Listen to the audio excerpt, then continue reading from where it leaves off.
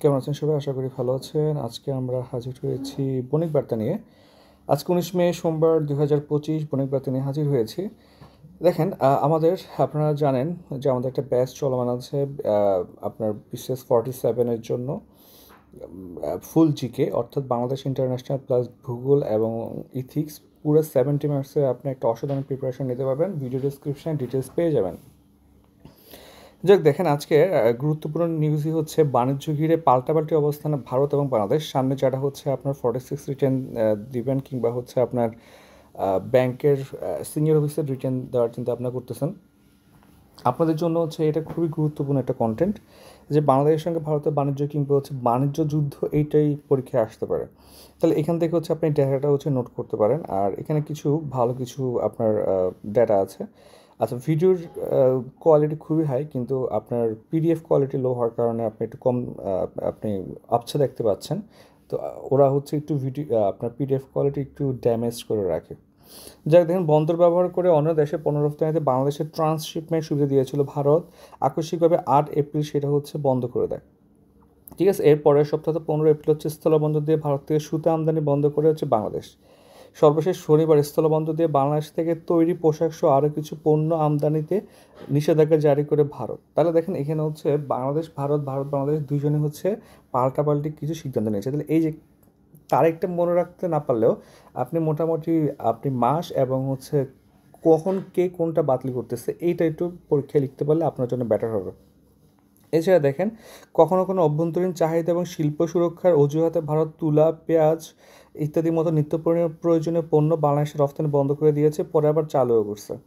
হ্যাঁ, আবার দেখেন, বাংলাদেশ 2003 সাল থেকে ভারতের সাবান রফতানির অবাধ সুযোগ পেয়ে আসছিল, ফলে দেশটি পণ্য রফতানিতে পরিমাণ $3 মিলিয়ন উত্তীর্ণ হয়েছিল। কিন্তু ভারতের শুল্ক বিভাগ 2007 সালে বাংলাদেশ থেকে ভারতের সাবান আমদানির উপরে নিষেধাজ্ঞা দেয়। তাহলে আপনি হচ্ছেন এই আর্টিকেলটা পুরোটা পড়ে জাস্ট এগুলো পয়েন্ট পয়েন্ট করে লিখবেন, কারণ ইউ ডোন্ট নো যে এটাই পরীক্ষায় আসবে। সো ডিটেলস লেখার প্রয়োজন নেই, আপনি প্যারা প্যারা করে লিখবেন। একটা প্যারা লিখবেন, ধরুন এটা এটা লিখলেন, এটা এক প্যারায় লিখলেন, এটা এক প্যারায় লিখলেন, এভাবে প্যারা প্যারা করে একটু নোট করে রাখবেন।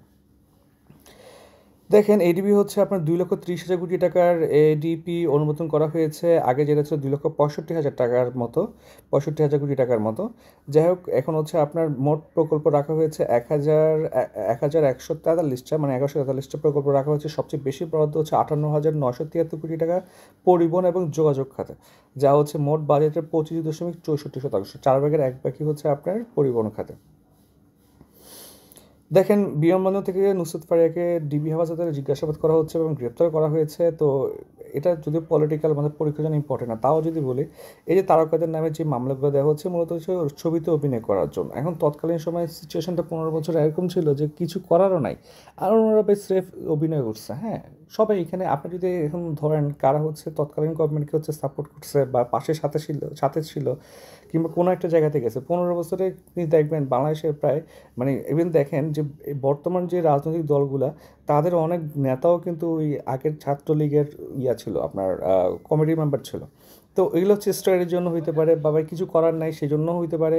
এখন আপনি যদি ঢালাওভাবেও সবাইকে অ্যারেস্ট করা শুরু করেন, মিথ্যা মামলা দেওয়া শুরু করেন, তাহলে আপনাকে বাংলাদেশের প্রায় 17 কোটি মানুষের 15 কোটি মানুষকে হচ্ছে জেলে ঢুকিয়ে দেওয়া লাগবে। এইগুলা খুবই বিব্রতকর এবং এগুলো হচ্ছে মামলার কোয়ালিটি ড্যামেজ করে ফেলবে এবং বিচার বিভাগের উপর মানুষের হতাশা সৃষ্টি করবে। এগুলো করা ঠিক না আর কি। যে দেখেন, গাজায় হামলায় আরও 132 জনের প্রাণহানি হয়েছে এবং হচ্ছে প্রতি আপনার 7 থেকে 8 দিনে ওরা প্রায় 1,000 মানুষ মারতেছে এখনও, এবং স্টিল পৃথিবীর সবাই নীরব। তৃতীয় পেজে দেখি, এখানে হচ্ছে সৌদি আরবের বৈচিত্র্যকরণ করা হচ্ছে, চালিকা শক্তি হয়ে উঠছে আপনার বিনোদন খাত। সৌদি আরবের যেটা একটা ইসলামিক ভাইব ছিল, এটা আসলে এখন চলে যাচ্ছে। এখন কনসার্ট হচ্ছে, আপনার হচ্ছে প্রচুর বিনোদন কেন্দ্র স্থাপন করা হচ্ছে। মূলত ওরা সম্ভবত, আমার যেটা মনে হচ্ছে যে এরা ইউএই যেভাবে হচ্ছে একটা একটা একটা ফিলোসফি নিয়ে আগাচ্ছে, যে ইউএই কিন্তু আপনার অনেক মডার্ন এবং এখানে প্রচুর সম্মেলন হয়, এখানে প্রচুর অ্যালকোহলটা একদমই ফ্রি টাইপ বলা যায়। তো এই টাইপ একটা ডাইভার্সিফিকেশনের দিকে আগাচ্ছে সৌদি আরব, যদিও এটা ঠিক হচ্ছে না আমার যেটা পার্সোনালি মনে হয় আর কি। আগামী বাজেটে কৃষিখাতে অগ্রাধিকার প্রয়োজন। কৃষিখাতটা খুবই গুরুত্বপূর্ণ, এটা নিয়ে আমি টোটালি হচ্ছে অবস্থা থেকে বলতেছি। এই গভর্নমেন্ট চাইলে কৃষিখাত উন্নয়নের জন্য একটা কমিশন গঠন করতে পারতো। কৃষিটা সবসময় অবহেলিত থাকে, সেটা আপনার যে কোনো সরকারের আমলে, আওয়ামী হোক, বিএনপি হোক, কিংবা এই বর্তমান গভর্নমেন্ট, ওরা হচ্ছে এটা নিয়ে কোনো মাথা কামায়নি। দেখেন, দেশে পশু পাখির উৎপাদন বৃদ্ধি পাচ্ছে, কিন্তু উৎপাদিত দুধ, মাংস এবং ডিমের দাম অনেক চওড়া। কারণটা হচ্ছে আপনার উৎপাদনের উপকরণ খরচটা অনেক বেশি। যেমন পশু খাদ্যের দামটা অনেক বেশি, এবং যদি আপনি দাম কমায় খারাপ খাদ্য খাওয়ান, সেটা কিন্তু মানুষের উপর আবার ইম্প্যাক্ট করতেছে নেগেটিভলি, ঠিক আছে? এখন দেখেন যে আপনার মাছ উৎপাদন হ্রাস পাচ্ছে কেন? কারণ হচ্ছে এখানে বিনিয়োগ হচ্ছে না। প্রতি বছর 1% প্রাকৃতিক জলাশয় নষ্ট হচ্ছে বা দখল হচ্ছে। তাহলে দেখেন, এগুলো সংরক্ষণ এবং পুনরুদ্ধার করা প্রয়োজন। তারপর হচ্ছে নদী নালায় মাছ ধরার অবাধ সুযোগ বিদ্যমান থাকে, পোনা মাছ পরে ধরে নিয়ে যাচ্ছে মানুষের সংখ্যাও বেড়ে গেছে, চাহিদা বেড়ে গেছে। তাহলে এইগুলোতে আসলে একটু পলিসি লেভেলে কাজ করা দরকার। আমরা তো আপনাকে সব ইম্পোর্ট করা লাগবে। ইভেন বাসা থেকে শুনি যে এখন বাজারে যে মাছগুলো পাওয়া যায়, বেশিরভাগই হচ্ছে ইন্ডিয়া থেকে মাছগুলো আনা হয়। চিন্তা করে দেখেন যে আমাদের মাছও শেষ হয়ে যাচ্ছে, এবং আমাদের এখানে কোনো পলিসি নেওয়া হচ্ছে না। ঠিক আছে, ইউক্রেনের সবচেয়ে বড় রুশ ড্রোন হামলা চালাইছে।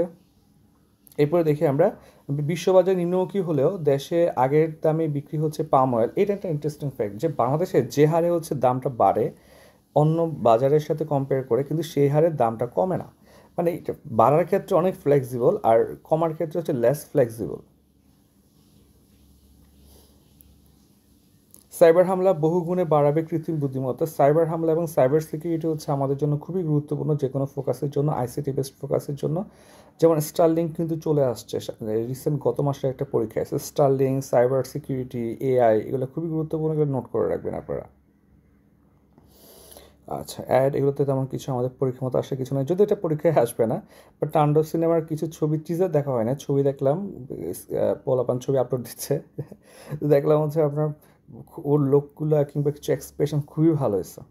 মুভিতে ধরে রাখতে পারলে হয় আর কি। হিলি স্থলবন্দরে 10 মাসের রাজস্ব ঘাটতি হচ্ছে 46 কোটি টাকা, এবং হিলি স্থলবন্দর হচ্ছে দিনাজপুরে, এটা গুরুত্বপূর্ণ। দেশবার্তা আম চলে আসতেছে, দেখেন চাঁপাইনবাবগঞ্জে 2,000 কোটি টাকার আম বাণিজ্যের সম্ভাবনা।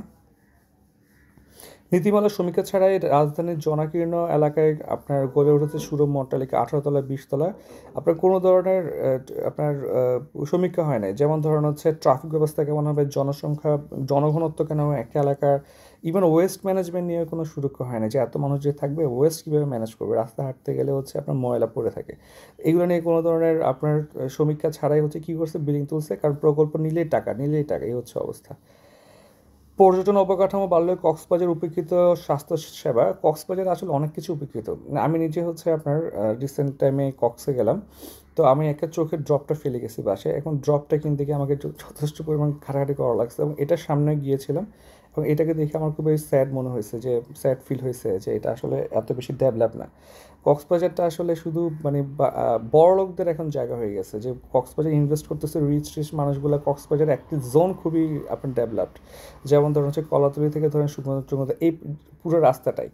এর পরে আপনার দেখবেন যে ওখানে স্থানীয় মানুষদের জন্য কিংবা পর্যটক যারা আছে, কোনো বিপদ আপদ হলে আপনাকে শহরে চলে আসা লাগবে, মানে কক্সবাজার না থেকে চিটাগাং বা ঢাকায় চলে যাওয়া লাগবে। ঠিক আছে, তো এখান থেকে যে আপনি টাকাটা কামাচ্ছেন কক্স থেকে, সেটা একটা পার্ট কক্সবাজারেও আপনার ইনভেস্ট করে ডেভেলপ করা উচিত, যেটা এলাকার মানুষ শান্তি পায়। যেমন চিটং পোর্ট থেকে আপনি প্রচুর টাকা কামাইলে তার একটা পার্ট চিটংকে ডেভেলপ করতে দিতে হবে, এটা আসলে খুবই একটা কমন ব্যাপার।